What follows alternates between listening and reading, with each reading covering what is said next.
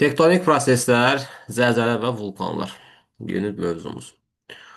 Biz keçən dərsdə öyrəndik geosinklinal platforma haqqında və dedik ki, geosinklinal nə idi? Tektonik proseslərin, yəni vulkan və zəlzələnin baş verdiyi əraziləri idi.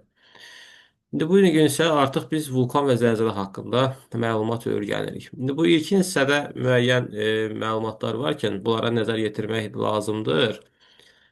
Tektonik hərəkətlər nədir? Təbiətdə, yəni yer qabığında baş verən üfüqi və şaquli hərəkətlərin cəminə tektonik hərəkətlər deyilir. Yəni burada üfüqi hərəkət də ola bilər, şaquli hərəkət də baş verə bilər. Yəni hər ikisi baş verə bilər ki, buna biz tektonik hərəkətlər deyirik. Burada üfüqi hərəkətlər antiklinal, sinklinaldır. Bu haqda artıq bizim məlumatımız var. Bilirik ki, antiklinal, sinklinal nədir? Horst Graben bu haqda da artıq bizim məlumatımız var. Keçən dərsdə məlumat vermişdik. Qırılmalar və ya qalxmalar hesab edilirdi.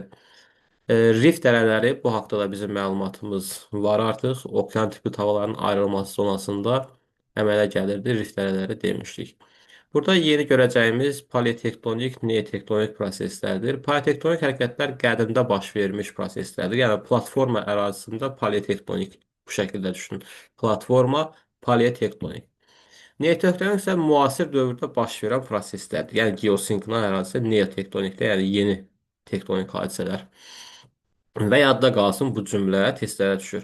Kaynazoyun neogen dövründən müasir dövrə qədər davam edən hərəkətlərə neotektonik proseslər deyilir. Bax, neogendən başlayır günümüzə qədər olanlara isə neotektonik hərəkətlər deyilirdi.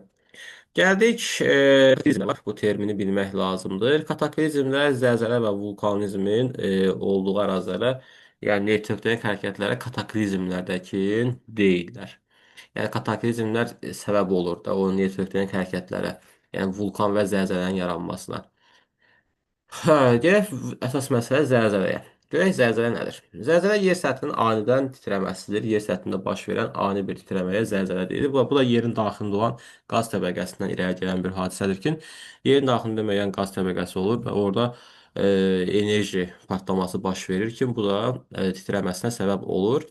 Zəlzələnin öyrənilən elm sahəsi seysmologiya elmi zəlzələni öyrənir və buna zəlzələ ilə bağlı olan proseslərə seysmik proseslər deyirlər.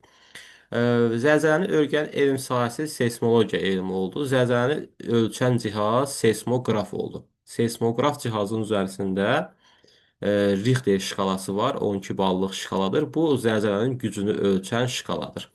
Yəni seysmoqraf cihazı dediyimizdəkin belə düşünək. Baraban şəklində olan belə dairəvi şəkildə bir cihazdır. Bunun üzərisində belə bir çubuq var. Silkələnmə baş verən zaman bu çubuq bunun üzərisində xətt yazır. O ürəyin kardioqramması olur ya belə xəttlər. Hə, belə-belə cızmalar aparır və buna əsasən biz də bilirik ki, hə, burada nədir? Zəlzələ baş verir. Həmin bu xəttləri biz Richter şkalası əsasında şkalaya salmışıq ki, 12 ballıq şkaladır bu şkala və 12 ballıq şkala ilə biz müəyyənləşdiririk ki, hə, burada neçə ballıq zəlzələ oldu. İndi təbii ki də 4 ballıq, 5 ballıq, 6, 7, nə bilim 7.2 ball ola bilər, 7.5 ball ola bilər. Ən çox bizim üçün ən yuxarı gördüyümüz daha doğrusu 9 ballıq zəlzələlər daha çox, yəni yüksəklərdə də bunları görürük də onsuz da görən zaman. Zəlzələnin olduğu ərazidə deməli nə var? Diqqətli olaq buna. E, Zəlzələ bu dibdə yaranır. Burada isə özünü göstərir. Məsələn, burada evlər dağıldı, evlər var idi, burada binalar var idi. Bu binalar zəlzələnin təsirinə nə etdi? Dağılması baş verdi. Yəni bu zəlzələ havaların hərəkətləri nəticəsində də kimi baş verən bir prosesdir ha. Burada bu dağılmalar baş verdi. Bax, burada biz zəlzələni hiss etdik. Amma zəlzələ hardan yaranmışdı? Bu dibdən yaranmışdı. Deyirik ki, zəlzələnin bu aşağıda dibdə olan proyeksiyasına hiposenter deyirik. Hiposenter deyirik. Səthdə olan proyeksiyasına isə episenter deyirik. Episenter səthdə olan proyeksiyadır.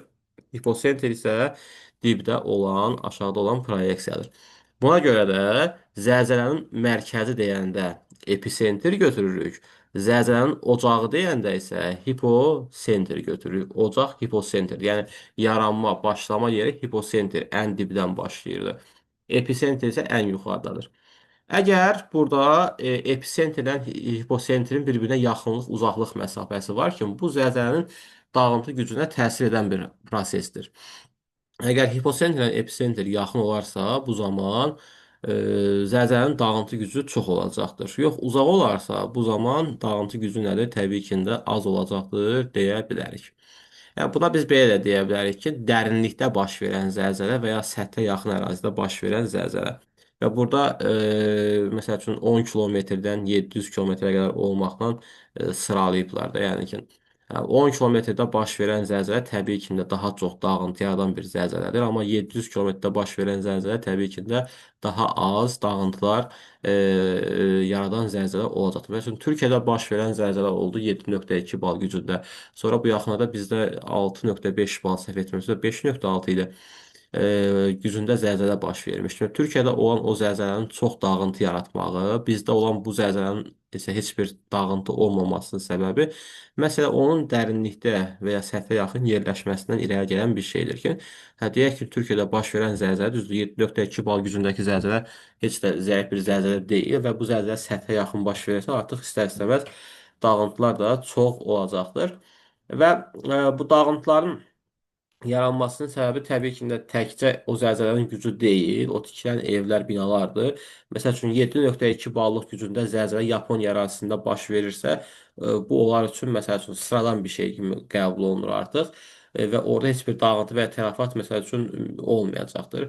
Çünki onlar ona öyrəşiblər və öz binalarını, evlərini, hər şeyi onun üzərisində inşa ediblər ki, hə, yəni biz burada bu şəkildə inşa etmək lazımdır ki, zəlzələ olan zaman dağıntı olmasın və ya tələfat olmasın.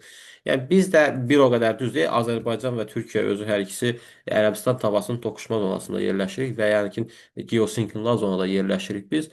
Amma bizdə yenə də o qədər güclü zəlzələlər müşahidə edilmir də. Məsələn, üçün bizdə Azərbaycanda ən güclü zəlzələ 9 ballıq, 8-9 ballıq zəlzələlərdir ki, bu bizdə Şamaxıda, Gəncədə, Naxçıvan ərazisində əsasən burada müşahidə olunur. Qalan ərazidə 4-5 ballıq zəlzələlər olur ki, o da ki, çox böyük, yəni hiss olunan zəlzələ deyillər. Zəlzələnin gücünü 12 ballıq Richter şkalasından ölçdük ki, hə, burada filan qədər balda zəlzələ oldu. Bir də var Merkalli şkalası. Merkalli şkalası nədir? Merkalli şkalası zəlzələnin olub bitdikdən sonra dağıntıları ölçən, təyin edən bir şkaladır. Bu da 12 ballıq şkaladır. Yenə 12 ballıq şkalaya əsasən biz müəyyən edirik ki, hə, burada filan qədər dağıntı baş vermişdir deyəcəksən. İzoseistlər var. İzoseistlər nədir? İzoseistlər eyni təkanlara malik olan nöqtələri birləşdirən xətlərə izoseistlər deyirlər. Bu izoxətlər, horizontallar dərsindən biz bunu bilirik. Oradan öyrəndiyimiz bir şeydir ki, məsəl üçün horizontal nədir? Bu şəkildə xətlər idi, əyri xətlər idi. Hə, bu xəttin üzərisində burada olanla burada olan bir-birinə bərabər idi deyirdi. Çünki eyni xətt üzərisində olan zaman eyni hündürlükdə yerləşməyi ola bilərdi. Eyni şəkildə xəritədə də ki, biz bunu eyni görə bilərik. Məsəl üçün, indi burada Azərbaycanın xəritəsi açıqdır. Deyək ki, Azərbaycanın bax bu ərazisində 9 ballıq zəlzələ müşahidə olunur və bu ərazidə 9 ballıq zəlzələ müşahidə olunur. Və mən belə bir xətt atıram, deyək ki, və yaxud da ki, nə bilim, indi biraz bunu vermək düz olmadı belə. Bir çəkim xəttir. Belə bir xətt atıram. Bax, bu artıq izoseisdir. Bu onu göstərir ki, bu xəttin üzərisində olan, məsəl üçün, ərazidə 9 ballıq zəlzələnin müşahidə olunma ehtimalı nədir? Mümkündür. Və yaxud nə bilim, xətti belə çəkirəm, deyirəm ki, hə, burada 4 ballıq zəlzələ müşahidə olunan nöqtələrdir. Yəni bir xəttin üzərisində eyni dərəcədə. Biz bunu izotermləri var. Bunun məsəl üçün eyni temperatura malik olan nöqtəni birləşdirən xəttlərdir. Məsəl üçün izoterm çəkirəm, belə bir xətt çəkirəm buradan və deyirəm ki, hə, buradakı temperatur, buradakı temperatur, buradakı temperatur nədir? Hər üçü bir-birinə bərabərdir. Başa düşdük. Məsəl üçün mən burada vermişəmsə orta illik temperaturu deyək ki 12 dərəcə. Demək burada da 12 dərəcədir. Bu burada da 12 dərəcəyə bərabərdir. Fərqi yoxdur. Hər biri üçün 12 dərəcə kimi qeyd etmək mümkündür. Və bu izoxətlərin bizə etdiyi işlər bunlardır. Sonra burada zəlzələnin baş verdiyi ölkələr haqqında məlumat verilib. Bunu əzbərləmək lazım deyil. Sadəcə olaraq yəni bunu bilmək lazımdır.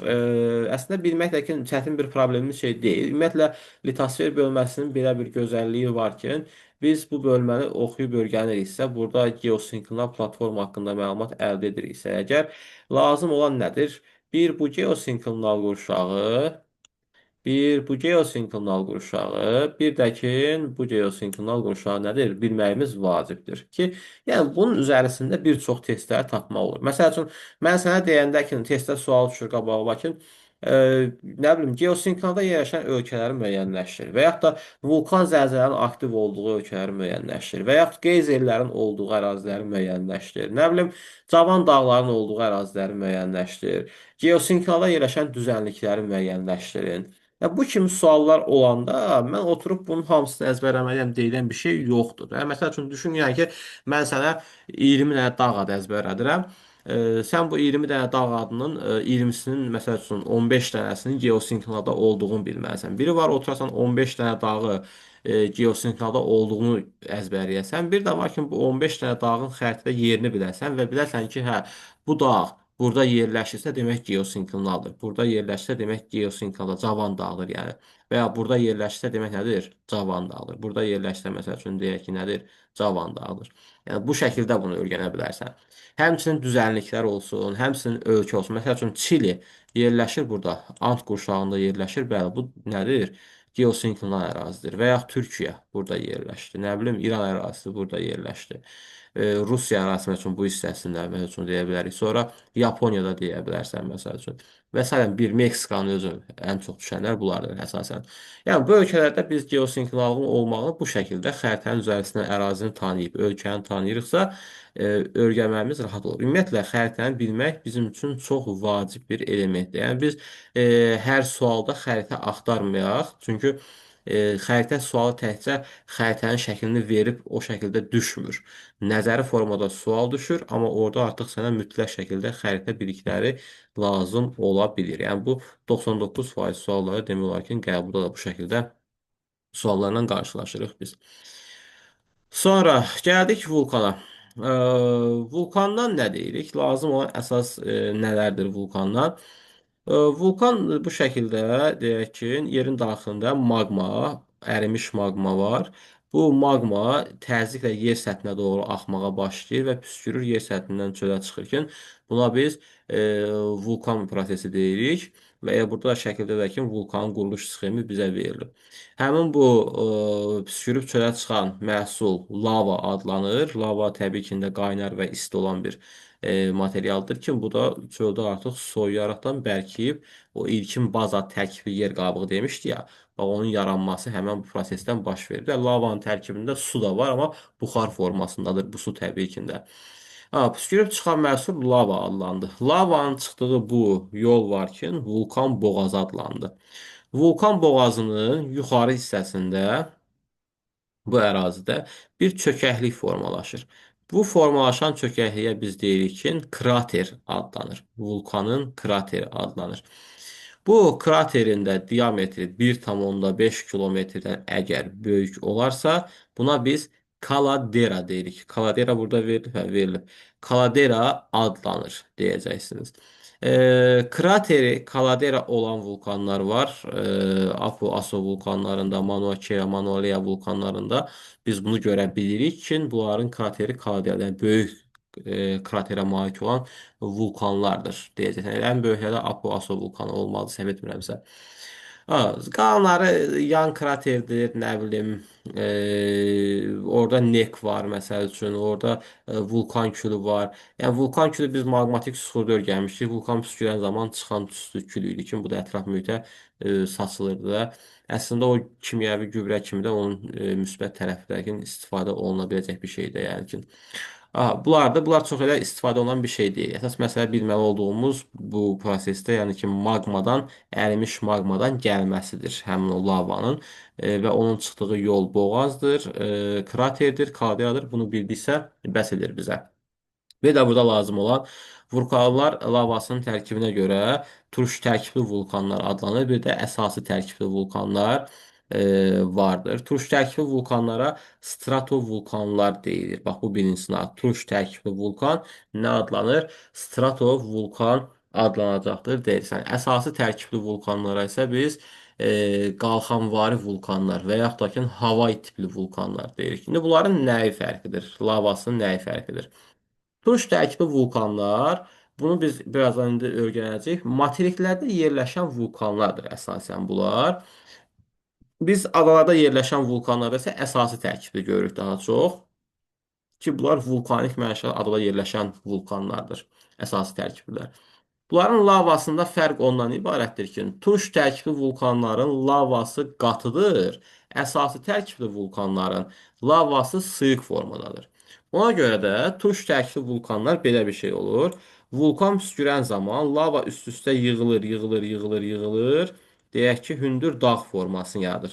Yəni bizim gördüyümüz məsəl üçün Kilimanjaro, ged internetdə yaz gələn Kilimanjaro vulkanı nədir? Dağ formasında bir vulkan qarşıma çıxır. Ya Vezuv ya da Etna. Fərqi yoxdur. Yəni bunların lavası qatı olduğuna görə bunların hündürlüyü daha böyük olacaqdır. Diametri kiçik, hündürlüyü isə böyükdür. Amma əsası tərkibli vulkanlarda lavası sıyıq formadadır.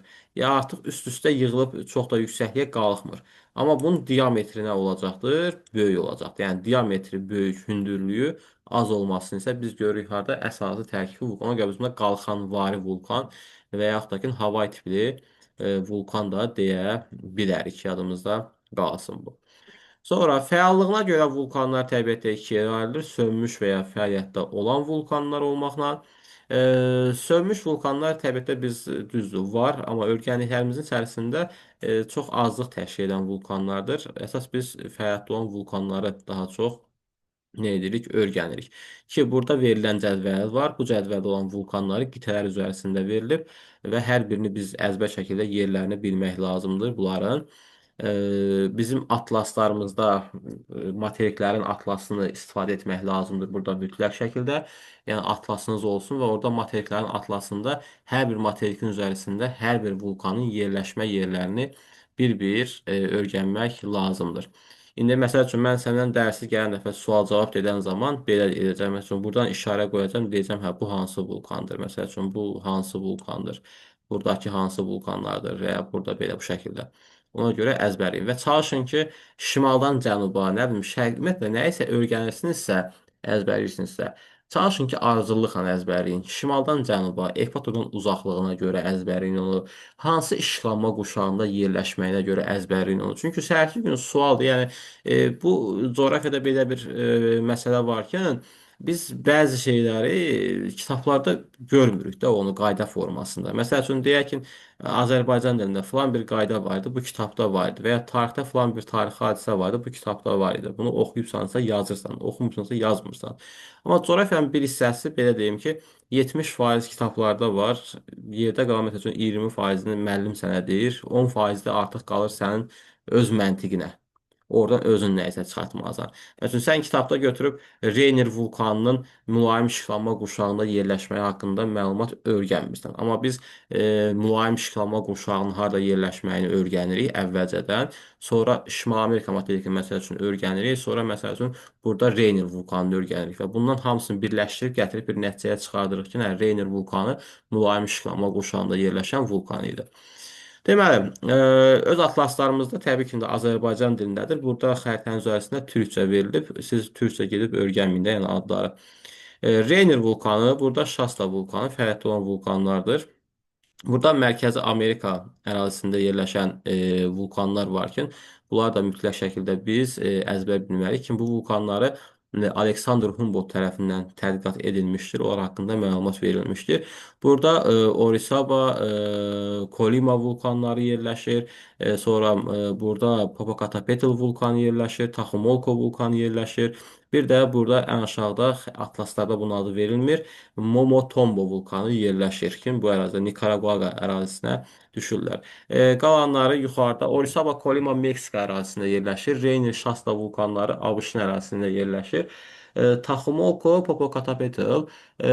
Taxumulko vulkanı bir dəqiqə dəqiq olsun. Hə, Taxumulko vulkanı aşağı, hə. Demək, Popocatépetl vulkanı düşür Meksika ərazisinə. Qvatemala ərazisində isə Taxumoko vulkanı yerləşir. Yəni bu da bu şəkildə yadımızda saxlayaq ölkələrini də.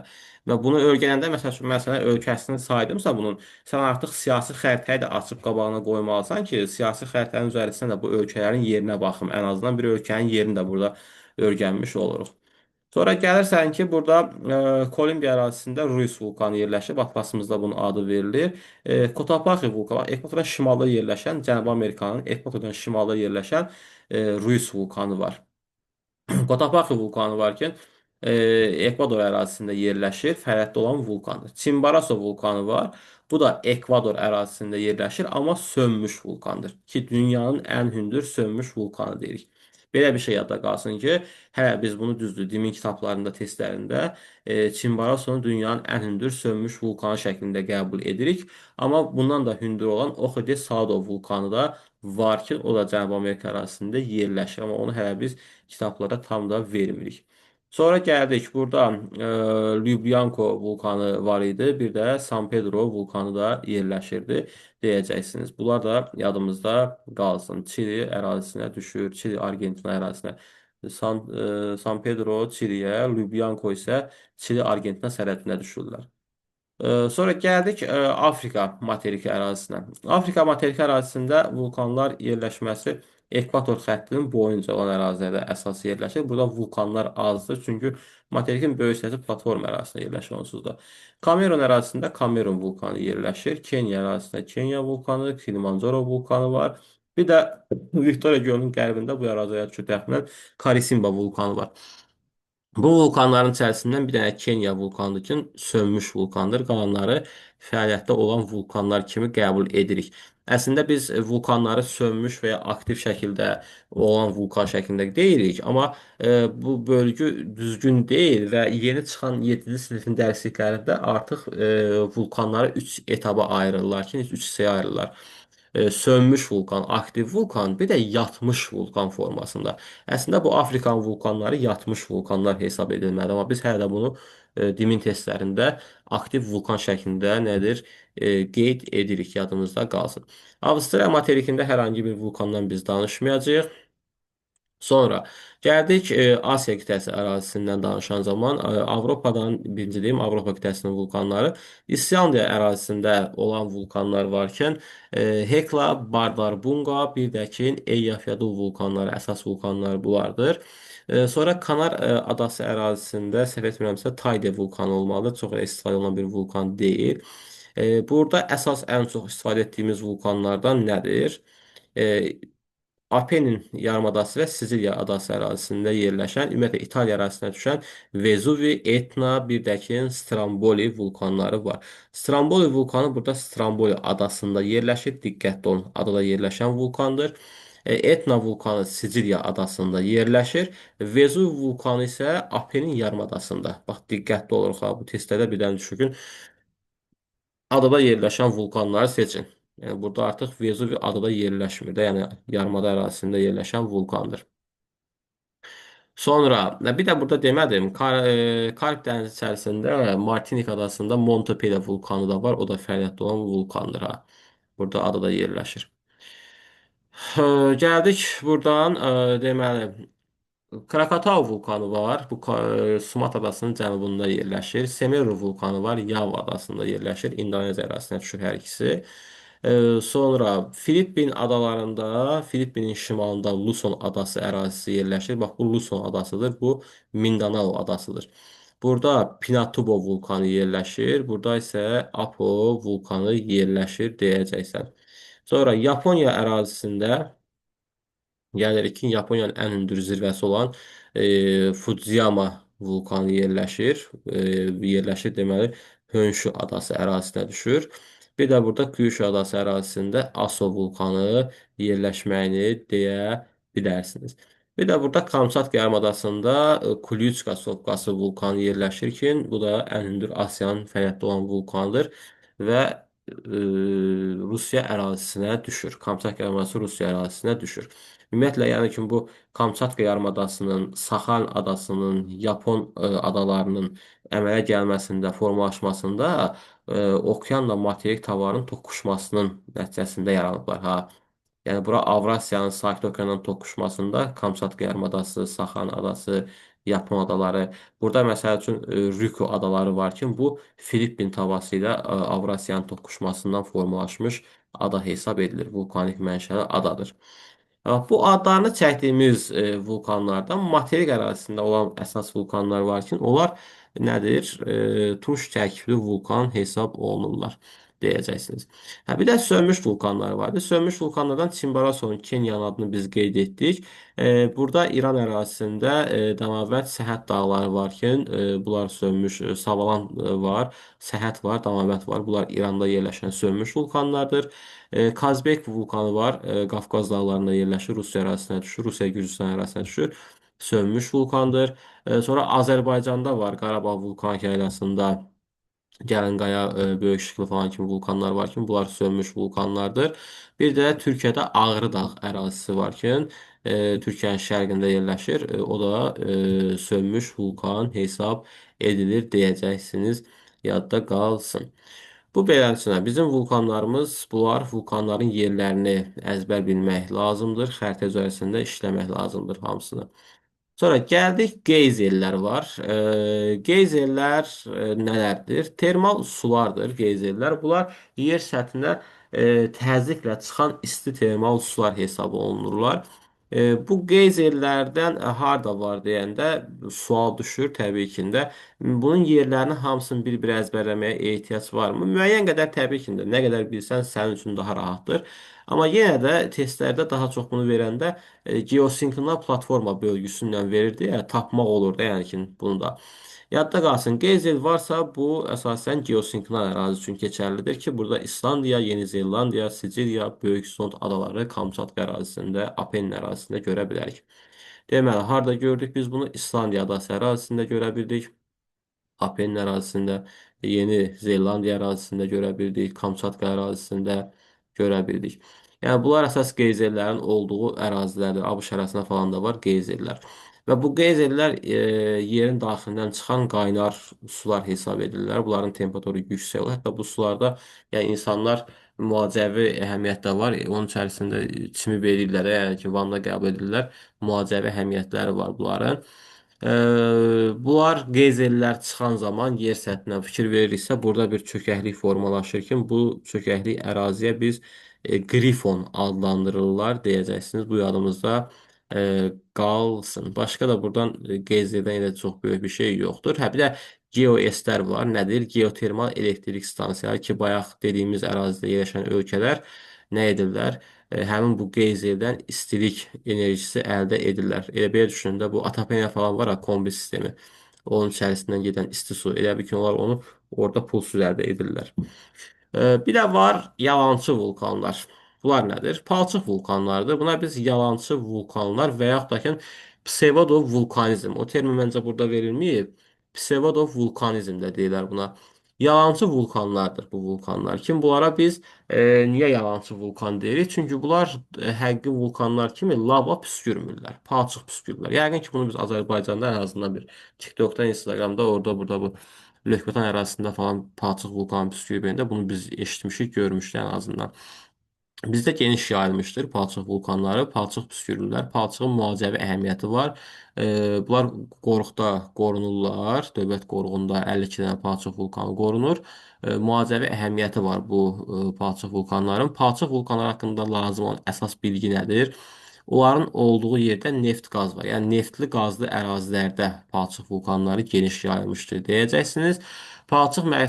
Vulkanının püskürdüyü məhsul palçıq yəni ki salza adlanır. Bunu bilmək vacibdir. Bir də salza yer səthində quruyub brekçi formalaşdırır ki, həmin o brekçi yəni boz rəngdə olur. Çünki salzanın elə özü də boz rəngdə olur. Sement rəngində, sement kimi bir şeydə, yəni ki belə internetdə palçıq vulkanını yazsanız gələcəklər onsuz da.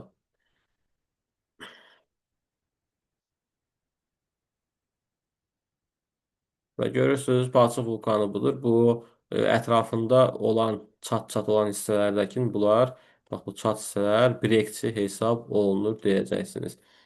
Bəzən bunun yanması da, yanaraqdan püskürməsini də biz müşahidə etmək olur ki, o da qaz tərkibindən irəli gələn bir şeydir. Bu yaxınlarda oldu. biri partlamışdı, alov çıxmışdı oradan. Ha, bunu deyərik. Bir də dünya üzərisində yerləşmə ərazisi çox elə istifadə olunan bir şey deyil. Azərbaycanda geniş yayılmışdır. Ən hündürü bizdə Torağay vulkanı hesab edilir. Azərbaycanda bu mövzuda yenə biz toxunacağıq onsuz da.